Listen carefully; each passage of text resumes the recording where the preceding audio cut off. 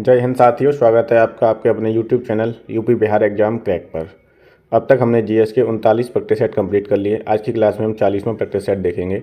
ये जो सीरीज़ चल रही है वो बहुत ही महत्वपूर्ण है, क्योंकि इसमें प्रीवियस ईयर में जो भी प्रश्न आए हुए हैं उनका ये संकलन है। तो चलिए शुरू करते हैं आज की क्लास का पहला प्रश्न।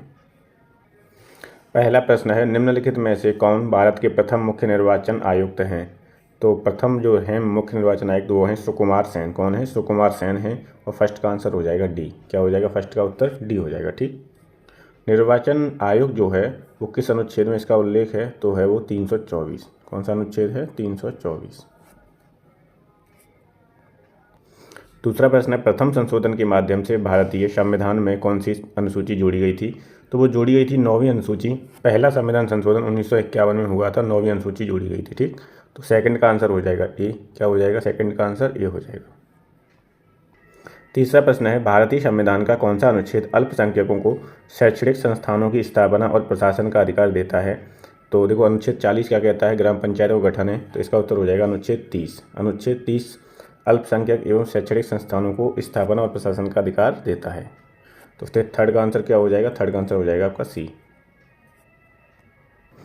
चौथा प्रश्न है, दबाव की एसआई इकाई क्या होती है? दबाव की एसआई इकाई क्या होती है? तो दबाव की इकाई होगी न्यूटन प्रति वर्ग मीटर। और फोर्थ का आंसर हो जाएगा सी। फिफ्थ है, 37 डिग्री सेंटीग्रेड तापमान लगभग किसके बराबर होता है?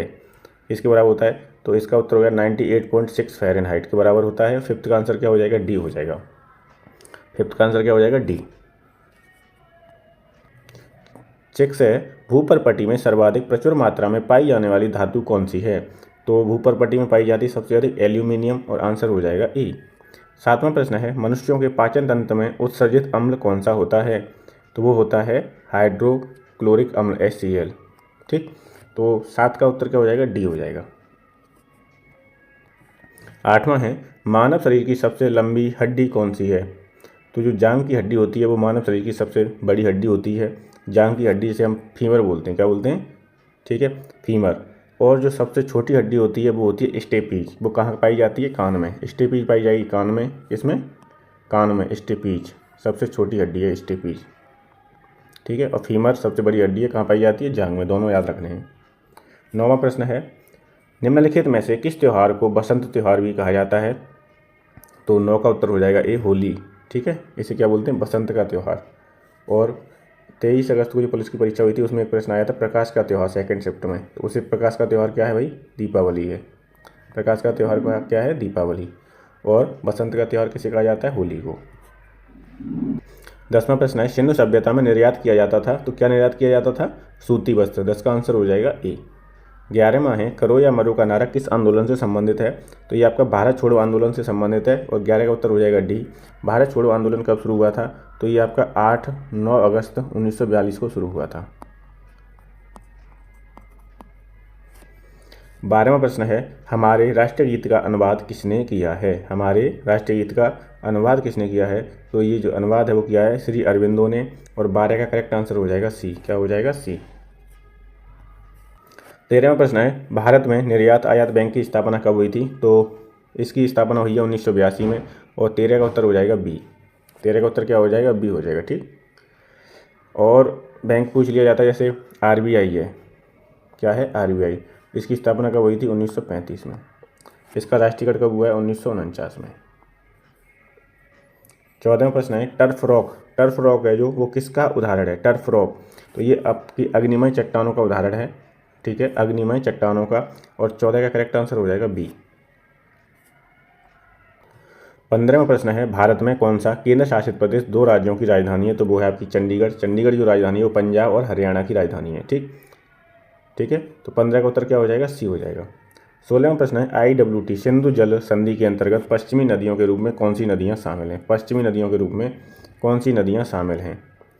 तो सिंधु रावी सतलुज, सिंधु ब्यास सतलुज, सिंधु चिनाब और झेलम, या सिंधु चिनाब और सतलुज। तो 16 का करेक्ट आंसर हो जाएगा सी। सिंधु, चिनाब और झेलम आपकी पश्चिमी नदियों के रूप में शामिल हैं।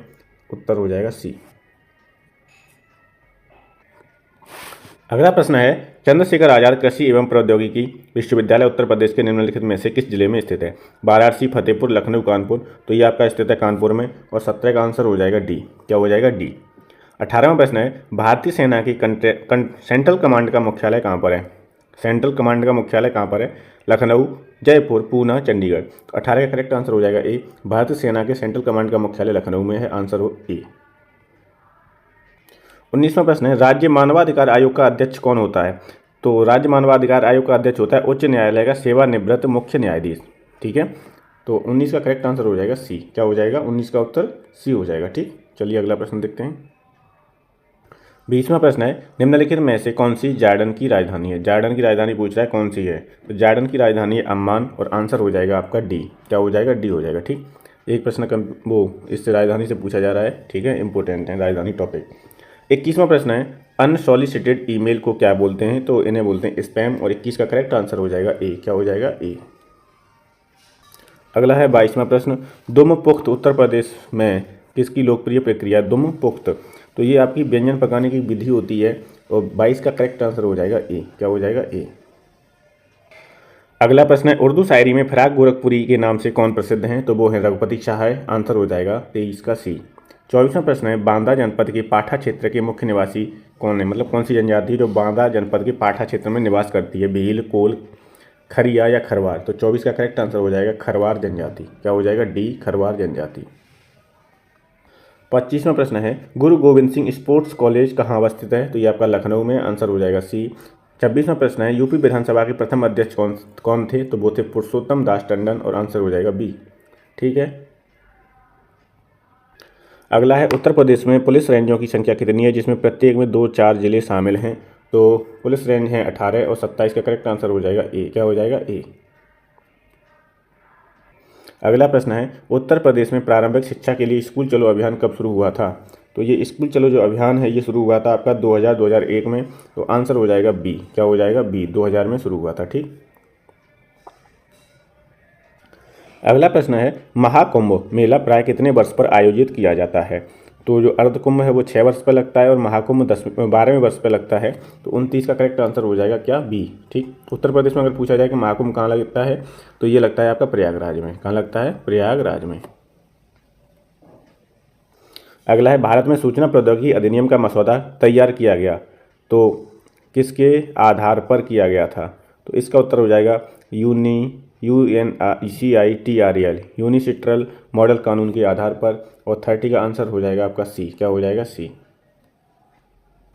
31वां प्रश्न है, किस क्रिकेट खिलाड़ी की आत्मकथा का शीर्षक 281 एंड बियॉन्ड है? तो किनका है ये शीर्षक? तो 31 का आंसर हो जाएगा आपका बी, BBS लक्ष्मण। कौन है? BBS लक्ष्मण। 32वां प्रश्न है, इंपॉर्टेंट है, राष्ट्रीय हथकरघा दिवस कब मनाया जाता है? 32वां प्रश्न है, तो हथकरघा दिवस मनाया जाता है आपका 7 अगस्त को, और आंसर हो जाएगा डी। क्या हो जाएगा? डी। एक दिवस भी पूछा जाएगा, इंपॉर्टेंट है टॉपिक। 33वां प्रश्न है, 33, वह एकमात्र पाकिस्तानी नागरिक कौन था जिसे भारत रत्न से सम्मानित किया गया था? तो वो थे आपके खान अब्दुल गफ्फार खान, और 33 का करेक्ट आंसर हो जाएगा डी। और लाल कुर्ती आंदोलन इन्हीं का है, इन्हीं से संबंधित है लाल कुर्ती आंदोलन। ठीक, 34 है, प्रसिद्ध शांति स्वरूप भटनागर पुरस्कार किस क्षेत्र में दिया जाता है? तो ये जो पुरस्कार है ये दिया जाता है विज्ञान और तकनीकी के क्षेत्र में, और 34 का आंसर हो जाएगा सी। क्या हो जाएगा? सी। 35 है, इंग्लिश चैनल को तैरकर पार करने वाली पहली भारतीय महिला कौन है? तो इंग्लिश चैनल को आरती साहा, उज्ज्वला राय, निशा मिलेट या कर्णम मल्लेश्वरी। तो इसका उत्तर हो जाएगा आरती साहा। आरती साहा। 35 का आंसर हो जाएगा ए। ठीक, ये आपके 35 प्रश्न कंप्लीट हो गए। 3 प्रश्न आपके करंट के आते हैं, टोटल 38 प्रश्न आएंगे आपके यूपी पुलिस में। ठीक है, अगर आपने प्रैक्टिस सेट सीरीज ये ज्वाइन की है, देखा होगा, अगर इनका अध्ययन किया होगा, तो आपको इसमें से काफ़ी प्रश्न वहाँ मिले होंगे। ठीक है, तो चलिए इस क्लास को यहीं समाप्त करते हैं। अगली क्लास होगी हमारी प्रैक्टिस सेट 41 की। अब तक हमने 40 प्रैक्टिस सेट कंप्लीट कर लिए हैं, और हमें 50 प्रैक्टिस सेट करने हैं। टोटल कितने करने हैं? 50। तो अगर सीरीज़ पसंद आ रही है तो प्लीज़ चैनल को सब्सक्राइब कर लें, वीडियो को लाइक कर लें, ज़्यादा से ज़्यादा शेयर करें। Thank you so much.